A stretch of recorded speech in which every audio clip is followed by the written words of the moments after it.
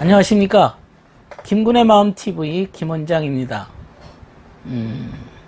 두려움이 여러 가지가 있습니다. 어떤 경우에 많이 사람들이 두려워할까요?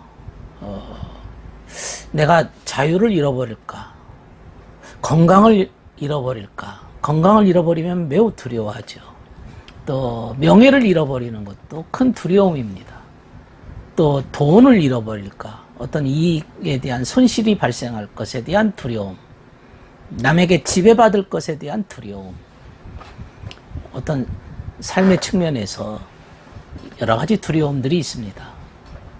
그러나 경건한 사람들은 그 두려움이 좀 다릅니다. 경건한 사람들은 진리를 잃어버릴까 봐 두려워합니다.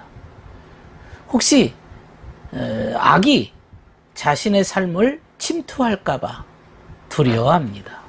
선을 잃어버릴까 봐 두려워합니다. 혹시 내 생명에 손실이 올까?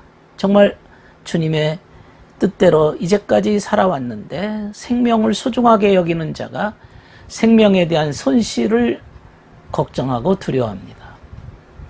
또 천국적 요소가 파괴될 것에 대한 두려움이 있습니다. 세상적인 측면과 영적인 측면, 그 경건한 사람들의 두려움의 요소가 조금은 다르죠. 예, 세상 사람들의 두려움과는 좀 다릅니다. 세상 사람들은 그저 자신의 이익이나 건강이나 명예나 뭐 이런 것에 대한 손실을 두려워하지만 경건한 자들은 천국이 파괴될 것에 대한 두려움이 있는 것이죠. 천사가 롯에게 이렇게 얘기했습니다. 속히 도망가라. 속히 도망가라. 그리고 소돔과 고모라에 유황불비가 내렸습니다. 그러나 롯은 소알에 거주하기를 두려워해서 소알에서 나와서 산에 올라갑니다. 그리고 두 딸과 함께 굴에 거주했습니다. 왜 소알 땅에 들어가는 걸 두려워하고 그리고는 동굴 속에 들어가서 두 딸과 함께 살았을까요? 롯이. 예. 소알에 대한 어떤 영적인 의미가 있는 것이죠. 소알이 무엇을 의미하길래 소알 땅을 두려워했을까? 거기에 천사들은 소알에 가서 거주하라고 했는데 거기 가는 게 두려워했다. 이 소알의 의미는 진리에 대한 애착을 의미합니다. 진리에 대한 애착, 진리를 사모하는 것, 진리를 원하는 것, 그런 것을 의미하고 있습니다. 그렇지만 자기가 이제 그 진리에 대한 애착을 의미하는 그 소알에 거주하는 것을 두려워했습니다. 그리고는 두 딸과 함께 동굴에 살았다. 동굴이라고 하는 건 어두움이잖아요. 캄캄한 칠흑 같은 어두움. 사람이 살 곳이 못 됩니다. 사실은. 그러나 동굴에 살았다는 이야기는 거짓이 가득한 곳에 머물러 있습니다. 거짓이 가득한 곳에서 동굴 끝에 있는 그나마 그 빛, 한 자락의 그 빛을 바라보면서 머물게 되는 거죠. 그런 수준이었어요. 롯은 이미 수준 자체가 그런 수준이었습니다. 그러니까 롯의 두려움이라고 하는 것은 정말 무엇을 두려워하느냐? 진리에 대한 애착이 없는 거죠. 진리에 대한 애착이 없기 때문에 동굴 속에 살 수밖에 없는 거죠. 예. 이미 그 정도 그 수준으로 떨어졌습니다. 예. 그 롯이 살던 소돔과 고모라에 유황불비가 내려왔고 롯은 소알에 거주하기를 두려워했고 그리고 동굴 속에 두 딸과 함께 거주했다. 창세기 19장 30절의 말씀입니다. 예. 예. 사람들은 자기 수준에 맞게 사는 거잖아요. 자기 수준에 맞게 삽니다. 창세기 20장 8절에도 보면요. 하나님이 아비멜렉에게 아브라함의 아내 사라의 일로 인해 것을 알려주었습니다. 아비멜렉. 그러자 그 사람은 아침에 일찍 일어나서 종들을 불러서는 모든 일을 말하고 그러니까 그들이 심히 두려워했다 그랬어요. 창세기 20장 8절입니다. 아비멜렉이 아브라함의 아내 사라를 취하려고 했지 않았습니까? 이 아비멜렉이 아침 일찍 일어났다는 것은 뭔가 깨어난 거예요. 아침 일찍이라는 표현이 이제 아침 빛이 들어온 거죠. 진리의 빛이 비춰진 겁니다. 뭔가 깨달아서 아침 일찍 일어났다 그랬어요. 그리고는 이제 종들을 불렀다 그랬습니다.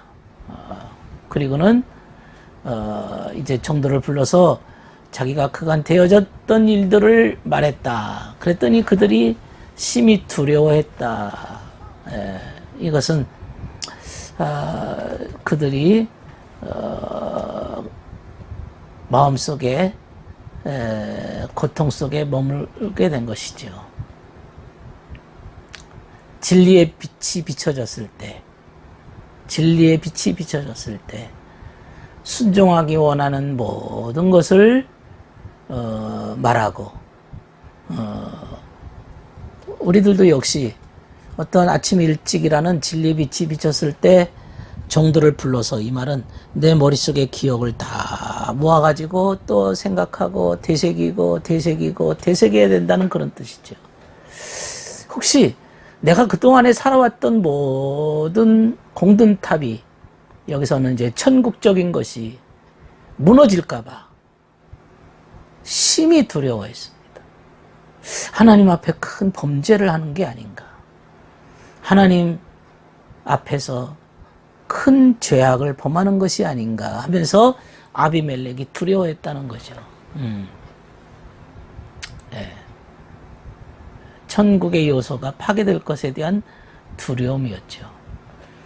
그 창세기 20장 11절에도 보면요, 아비멜렉이 아브라함한테 아내를 누이라고 말한 이유를 물어봅니다. 왜 부인을 누이라고 속였냐? 그때 이제 아브라함이 말하기를 이것은 하나님을 두려워하지 않기 때문이라, 이렇게 말했습니다. 하나님을 두려워하지 않기 때문이라. 하나님을 두려워하지 않는다. 이 말은 진리에 대한 관심이 없다, 이런 뜻이죠. 하나님 말씀은 이들에게는 없다, 이런 뜻입니다. 영적인 진리를 중시하지 않는다, 이런 뜻입니다. 하나님을 두려워하지 않는다는 것은 진리가 없기 때문에 두려움이 없는 거죠. 진리가 있으면 두려워하죠. 당연히 진리가 너희를 심판하리라, 판단하리라, 그런 뜻이 있기 때문에 진리 없으면 두려움도 없는 것입니다. 창세기 21장 17절에도 하갈이라고 하는 여인이 들판에 아이를 놓고서는 울고 있습니다. 그랬더니 하나님의 사자가 하늘에서 하갈을 불러서는 하갈아, 무슨 일이냐, 두려워하지 말아라. 하나님이 저기 있는 아이의 소리를 들으셨다 그랬습니다. 두려워하지 말아라, 두려워하지 말아라. 무슨 일이냐. 여기서 두려워하지 말라는 이유는 이 하갈한테 포기하지 말아라, 낙심하지 말아라, 절망하지 말아라, 희망이 있다, 저 아이가 너의 희망이다, 이렇게 얘기하는 거죠. 희망이 있기 때문에 두려워하지 마라. 희망이 없으면 두려움이 상당히 큽니다. 예. 여기서 또 하나님이 아브라함한테 모리아산에서 이삭을 제물로 바치라고 했습니다. 근데 아브라함이 진짜 그렇게 실행을 하려고 할 때 하나님의 소리가 갑자기 들리면서 그 아이에게 손을 대지 마라, 아무 일도 하지 마라, 네 아들 네 독자까지도 내게 아끼지 아니하였으니 이제야 네가 하나님을 경외하는 줄을 아노라 그랬어요. 창세기 22장 12절의 말씀입니다. 이제야 네가 나를 경외하는 줄을, 두려움으로 섬기는 거, 그걸 이제 알겠다. 아까 경외라고 하는 것은 사랑이 들었다고 그랬어요. 하나님을 사랑하는 마음에서 올라오는 두려움입니다. 내가 죄를 지었을 때, 하나님 앞에 뭔가 잘못을 범했을 때 오는 두려움입니다. 사랑하기 때문에 오는 두려움입니다. 이걸 이제 알겠다. 여호와를 경외하는 자, 하나님이 그 경외심을 알고자 하셨던 겁니다. 시편 25편 12절에 보면 여호와를 경외하는 자가 누구냐? 그가 택할 길을 그에게 가르치시리라. 그 말이 아브라함한테 이루어진 거죠. 여호와를 경외하는 자가 누구냐? 그에게 가르치시리라.